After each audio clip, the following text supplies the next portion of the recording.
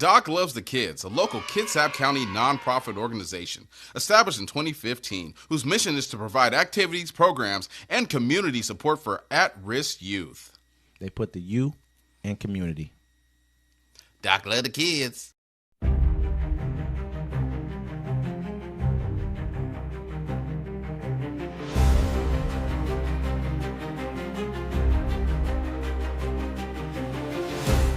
Welcome to Uncommon Courtesy, where we give you the courtesy of conversation that's uncommonly spoke of. I'm D-Mac. I'm Wesley. And this is the show. Don't forget to like, comment, subscribe. Don't forget to catch us on our other shows here listed at the bottom. Hey, Wes, how you doing today? I'm good, but I like to hear listed at the bottom. That's what we're doing nowadays. Yeah, here listed at the bottom. I'm pretty much, you know who else is doing that kind of stuff? Who? This administration. They're like pretty much, you know what? We're not worried about food insecurity. Here listed at the bottom are places you could possibly go and find some food. It's food more banks. It's more of your an neighbor's house, your point. grandparents' house. Yeah. You know what I mean? Here's the places that we can go get quarterly reports from CEOs and businesses, so we can actually understand what to put our money into as far as stocks are concerned and how businesses are really doing. Here they are listed at the bottom. They're like, Possibly the Better Business Bureau. Just report it once a year. We don't want anybody to get suspicious. They don't want anyone to know. He don't want anybody to know anything. He doesn't want us to. I can't believe you guys don't get it. He doesn't want you to know anything. I don't want you to know if you guys are getting hungrier. They get it. They like it. This is what they wanted. Yes, exactly what they want. They don't want to see nothing. They want to think everything's great. They don't care. I don't know. They don't care if he touches little girls. For some reason, girls shouldn't get the hepatitis B shot until they're 12 and sexually active. It's the words of our president. What else did he say about Tylenol? It causes autism. Well, I mean, he's pushing a pill. He's pushing a medication that Dr. Oz has investments in. So, I mean, he's going to get sued by Tylenol. It's going to be pretty big, but by the time he gets out of court, who cares? He doesn't care. He'll have them pull their licenses for Tylenol. This dude runs everything. We forget that this is the flaw in the ointment right here. This is the fly, I should say, in the ointment. We've given these people all the power. What do you say? He's actually agreeing. He's like, maybe we should let the government shut down, because if it does, he really controls everything.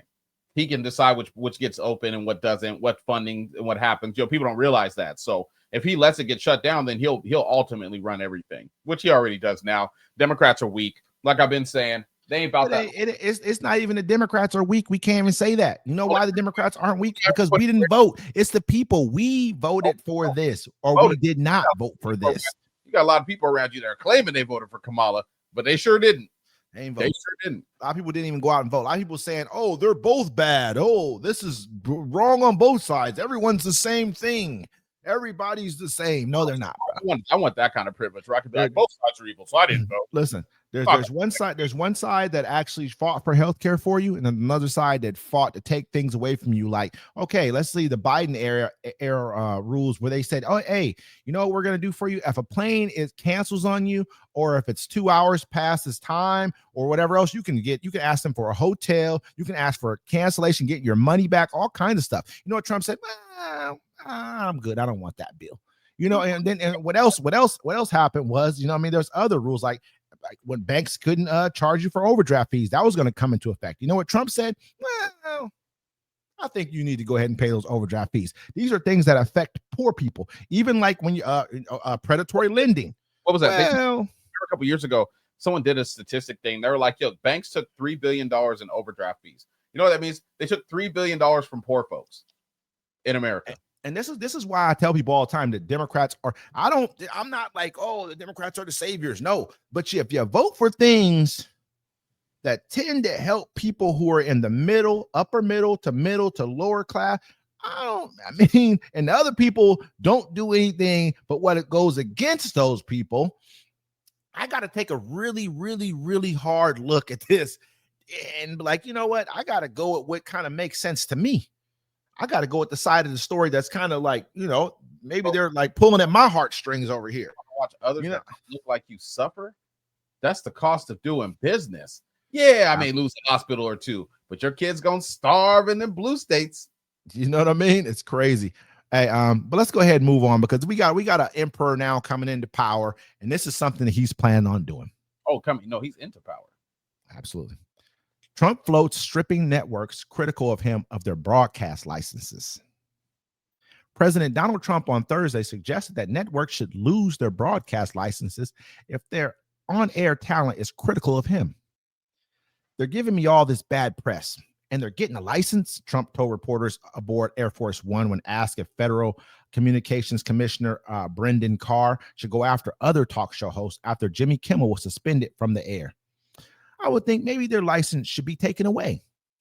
He added, when you have a network and you have evening shows and all they do is hit Trump, that's all they do. That license, they're not allowed to do that. They're an arm of the Democrat Party.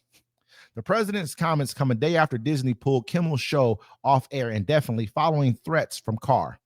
It's the latest crackdown on what the administration dubs a liberal media ecosystem and a further example of how the Trump White House is stamping its imprint on the culture.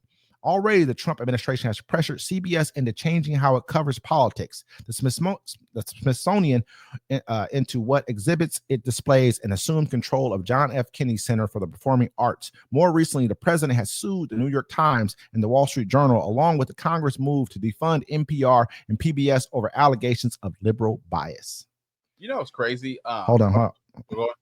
Trump, who enhances public persona as a reality TV star, has long been critical of the culture and media elites he says treat him unfairly. Earlier Thursday, when asked if FCC, an independent agency over which Trump has unprecedented sway, would target NBC late night host Jimmy Fallon and Seth Meyers, Carr said on CNBC, "We'll see how this plays out. We're in the midst of a massive shift in dynamics in the media ecosystem for lots of reasons, including the permission structure that President Trump's election has provided," Carr added. And I would simply say, we're not done yet with seeing the consequences of that shift.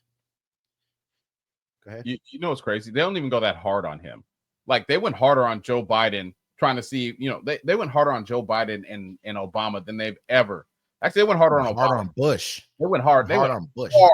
Think about it. Even Biden, bro. You were like, during the election, they were like, why is it just Biden? Like, this guy's crazy over here. They go hard. They don't even go hard on Trump. They just repeat what he says and analyzes it. And he's such a baby about it. I mean, the whole news is just going to be praising him. It's going to be a dictatorship after a while. I mean, Jimmy Kimmel they took Jimmy Kimmel off because he made fun of Trump. He didn't say anything bad about Charlie Kirk. All right.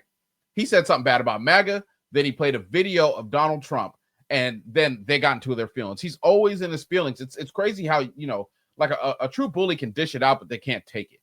We sit back and we have to listen to people praise a guy who taunted the dead, spoke ill of the dead, said everything negative, said kids should watch public executions. How old should they be? 16, 12? I think another guy in the room said 12 or something. At the same, he said 16. They should have to be made to watch public executions of people. He would love to be their front row. Talked about George Floyd, talked about how blacks this, how women this, how gays this, how everybody talked negative about everybody and spoke about Christianity out of the same mouth. I mean, don't get me wrong. That's not to say that you should not speak about the things that you would disagree with, even if you're a Christian or not. But yeah, bro. I mean, you are far from your values were not Christian in my eyes at all whatsoever. Not even a little bit. But let me finish this. But I mean, at the same time, we had to sit back and listen to this person do this, and then as soon as a person says anything about this person at all whatsoever, oh my God, you should have everything taken from me. And they try to compare it to Roseanne Barr. Well, she said something racist, overtly racist, and that's why her network went after her. That's why, because there's a huge population of people who don't want to hear that. I don't think that these other networks, all they have to do is just let it play out. Period. Let it play out. Roseanne came out and called someone a monkey, said something person looks like a monkey. That's what she said. So Roseanne came out and she looked at they just brought the show Roseanne back, right? It was like on the second episode, right? Everyone was really excited to come back. It was supposed to be a show about, people living conservative people living this day, right? It's representation. What Roseanne Barr did, she was like, look at that. She looked at some lady and she was like, that lady looks like one of the people from Planet of the Apes. It was Valerie. It was Valerie Jarrett. I believe her name was Valerie Jarrett. I think her name was. Funny. She did. I'm a fan of the Planet of the Apes, and old girl looked like one of them. The way her outfit was, and her hair was. It was funny. I mean, it was racist. It's racist, I guess it was. But for me, I guess when you ever call me, I would. I mean, to me, I feel you can sit back and say whatever you want is funny, but I'm black. first and foremost, I'm black, and I understand how that kind of stuff. People could talk about Roseanne for a long time, say how obese and everything else she was for so long, how filthy, dirty, and smell like me. We could say a lot of different things. People don't say those things. You don't. I will never sit back and laugh, he, like something she did, whether or not she do or don't. Hey, check I don't it out. care. That show you speak ill about other black people. I'm on your ass for that too. Yeah, no, I feel that too. Hey, but I don't support Roseanne. I don't watch nothing she does. But like I'm saying, they just brought the show back. So she says something overtly like that.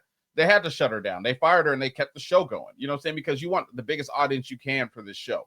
But what she said was racist. Yeah, but it was funny. You know, for me, it's like, because don't be mad when I tell my jokes. You know what I'm saying? But the whole thing is, don't get me wrong. That no one's saying this. I didn't even agree that she had to be shut down for what she said. I don't. I think her network understood that she needed to be shut down for what she said. Because where is it going to go from there? Just like when Iman said bald head, nappy bald head, called the girls a nappy bald head H's. You know what I'm saying? Talking about the black girls. I mean, at some point in time, it's funny. It's a joke, right? It's funny. It's a joke. It's funny to everybody else. But at what point in time do we say, you know what? That's not going to happen here. We're not going for that. Period. Nah, we should go harder. We got better jokes than that. Oh yeah, I mean everybody got better jokes, but we're not. This is what I'm gonna say. We got boycott power enough to be able to shut that down. I'm just saying, I'm not on TV where I'm on a contract and I can, you have contracts, and under your contract, there's things you're supposed to do. I'm not under a contract for nothing. You know what I'm saying? So I mean, I'm gonna say what I want. If somebody say something sideways to me, like Jasmine Crockett didn't say nothing to Laura Loomer when Laura Loomer tried to say something to her, but Laura Loomer's over there looking like a buster. So. Laura Loomer came out and said a bunch of racist stuff to her too. Was that funny? I mean, don't get me wrong. This is black. Stop being scared. This is new America. This has nothing to do with not saying what you want to say, but there will be consequences. There are consequences for saying things that are outside of the pale. And at some point in time, we have to get back to having things that are outside of the pale. I do understand. I get it. Bullies can dish it out, but they can't take it. You see how they're going out right now. They're doxing people, doing all kind of stuff, trying to get shows canceled, people fired because they can't take it. It hurts their little frail feelings. You know what I'm saying? Be mean. Stop being nice to people. This is what I'm saying. I think we're at a point right now where we're running very, very close to the line of like this person is trying to get rid of freedom of press. He's trying to get rid of freedom of speech. You know what I mean? That this is a very serious situation. I understand there are things that we all like can agree on that are people should be able to say what they want to say or do what they want to do. But at this point in time where he starts talking about you have to run by me, like if you find the report and you're in the press, you have to run it by me first before you can put it out, or else I'm kicking you out of the White House and you can't ever come back here again, which is crazy. So basically he is controlling all the news that people will get to see. Yes. And this is a real thing. And we're gonna be dealing with this, and people are going to cheer this on. Authoritarianism. That's what we're in right now.